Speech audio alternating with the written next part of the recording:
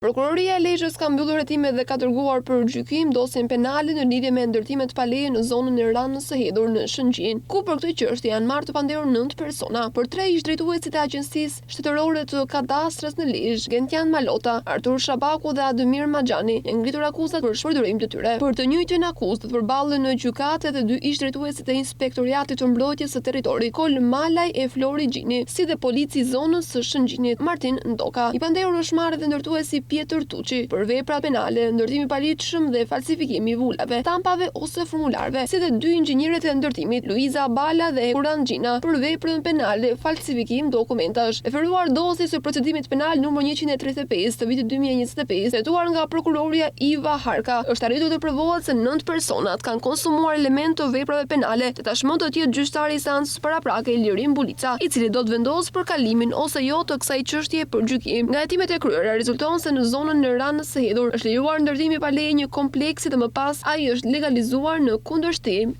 me ligjin.